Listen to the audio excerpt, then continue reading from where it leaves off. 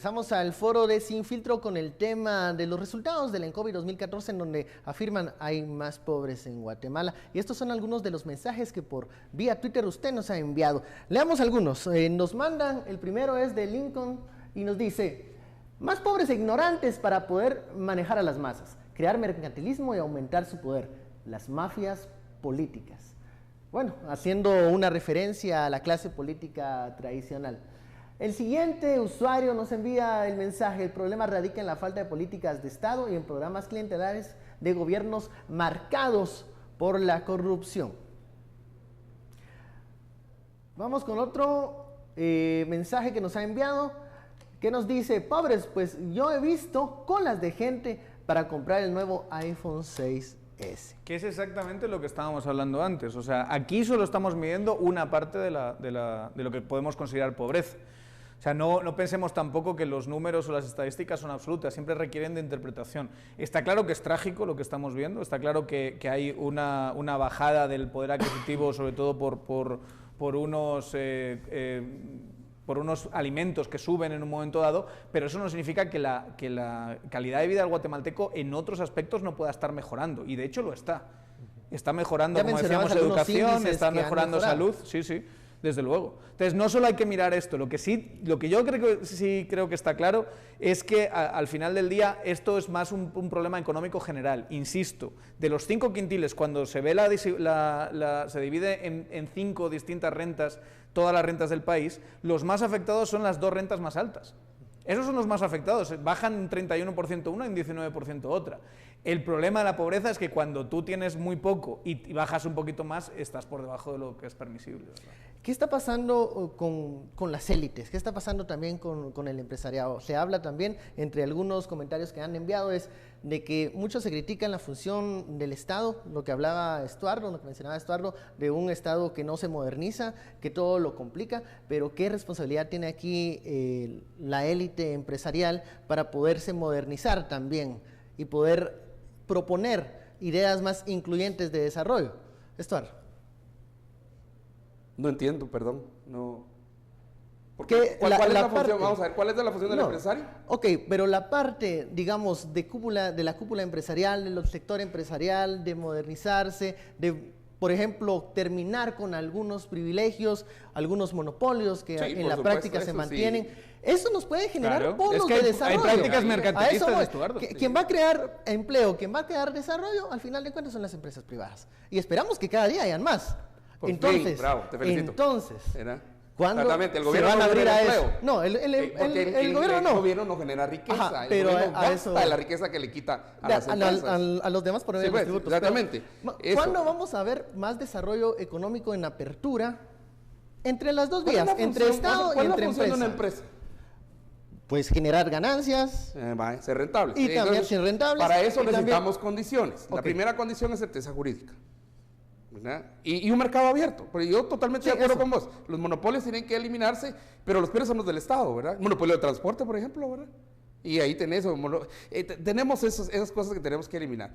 Pero yo creo que a ninguno, y si esto es de consumo, a la empresa es a la que menos le conviene que no haya consumo. Pues porque hay, pero mira, entre mayores el Producto personas Interno Bruto no es necesariamente por capacidad consumo. adquisitiva de ser bueno. Es por crecimiento económico. Por eso es que a mí me sonrío cuando, por ejemplo, los acuerdos de paz disponían. El acuerdo, digamos, sobre aspectos socioeconómicos, situación agraria, decía, el artículo 18 decía, vamos a crecer 6%, ¿verdad? Y entonces por cada incremento de crecimiento vamos a aumentar a 12% la recaudación. Y yo le preguntaba al presidente del Banco de Guatemala, que ahora terminó siendo candidato presidencial, le digo, mire, pero solo crecimos 6%, solo crecimos 3%, no crecimos 6%, quiere decir que la recaudación tiene que bajar a 6%, porque si funciona para arriba tiene que funcionar para, no, para abajo no. Entonces, pero yo voy a que en términos de los números, sí, a las empresas, a ninguna empresa le conviene precisamente la pobreza, es que a nadie nos conviene. No es un negocio para nadie. No, es un mal negocio para el país. Pero es un problema sistémico, o sea, es un problema de a qué nos estamos dedicando, qué clase de sectores son los que ¿qué estamos produciendo? En donde estamos invirtiendo, ¿verdad? Y ahí sí hay una responsabilidad de un empresariado que tiene que ver nuevos sectores para ganar dinero. O irse de Guatemala. ¿Qué es lo que están decidiendo muchos, o irse de Guatemala? Porque es capital, y el capital en realidad no tiene nacionalidad. No tiene nacionalidad ni tiene partido. No, entonces si República Dominicana, Honduras te ofrece mejores condiciones, más certeza jurídica, que no te van a asaltar, que no van a matar a tu gente, que digamos tu infraestructura es mejor, o mejor electricidad y todo eso, te vas para allá. Es muy sencillo, es muy elemental. Es difícil tomar esa decisión, pero grandes empresas multinacionales en Guatemala no han tomado, se han ido a Panamá, se han ido a otros lados. Porque aquí no estamos ofreciendo, no estamos dando esas condiciones para atraerlos. Véngase, quédese. Y los que querían venir nos mandan carta y decir, señores, yo quería ir a Guatemala, aquí les mando una carta, muchas gracias, mejor me voy para, no sé, me voy para otro lado. No me aprobaron la ley de fomento de empleo, me voy a otro lado. Bueno, pero, Daniel. Yo creo que ahí, vamos a ver, lo hemos separado a la hora de hacer la pregunta, yo creo que está muy bien porque eso abre el debate, es mercado, es Estado, el problema de la pobreza, pero realmente a día de hoy separar una cosa de otra es prácticamente imposible. O sea, constantemente vemos que el Estado puede hacer cosas para fomentar determinadas industrias, para mejorar la estabilidad jurídica, que es de lo que está hablando, Estuardo. Entonces, realmente separar una cosa y otra creo que es bastante imposible. Por ejemplo, Yanita aquí nos dice que los pobres pasan a la extrema pobreza porque se llenan de hijos que no pueden mantener. Bueno, pues concretamente lo que nos está diciendo la ANCOVI es que no es verdad. Es que hay una caída del número de hijos por familia. Encima hay una tendencia de descenso en el número de personas que tienen que mantener en casa y aún así perdemos ese poder adquisitivo. Entonces tenemos que concentrar bien dónde está el problema. Yo no creo que ya haya que hacer unas políticas para regular esa parte de ahí. Y de hecho esas nunca funcionan. Pero ¿qué hay que hacer? Creo que tenemos que irnos para atacar a extrema pobreza, y ahí incluso Hayek, un gran libertario, hablaba de tener una red de seguridad.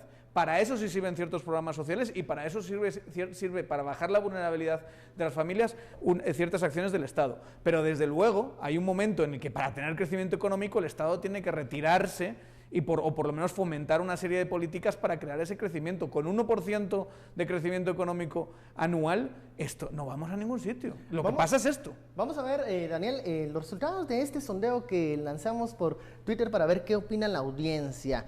La pobreza, ¿a qué se debe? Veamos estos resultados finales que nos dicen, bueno, al poco Estado, el 94.4% hasta el momento y 5.6% al poco mercado. Pasamos rápidamente a las conclusiones, tienen 1 minuto 30 segundos cada uno. Estuardo. Mira, leer lo que el informe dice, ¿verdad? Los departamentos de Alta Verapaz, Sololá y Totonicapán registraron los niveles más altos de pobreza, 83 puntos en 2014, 83.1, ¿verdad? Para Alta Verapaz, Sololá 80.9 y 77.5 para Totonicapán, ¿verdad? Mientras que 33.3% Guatemala, 41 Zacatepeques y 52 Escuintla en ese orden, o sea, menos pobreza. Y me sorprende, tal vez hay un efecto también del 2008, ¿verdad? Con la caída de los mercados financieros, eso es una posibilidad, más el incremento de los precios de los commodities, pudo haber tenido también una baja, porque hubo baja, por ejemplo, de remesas, y ahí donde ve uno este impacto. Pero me sorprende que cuando hicimos el índice de desarrollo humano, estábamos viendo esto muy parecido, en 1997, fue el primer índice de desarrollo humano que se hizo en Guatemala, para Guatemala, y los números en realidad no han variado mucho. Sí.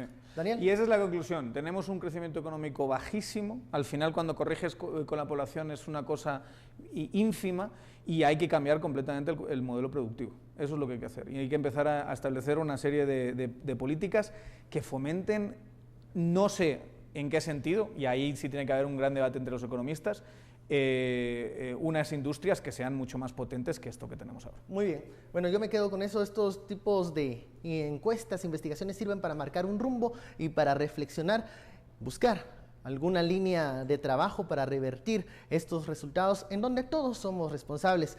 Estuardo, Daniel, muchísimas gracias por el análisis. Esto fue Sin Filtro, siempre a las 10 p.m. Usted sabe, el debate ágil y directo aquí en Sin Filtro. Usted saca las conclusiones. Soy Ben Kenchin, que tenga muy buenas noches.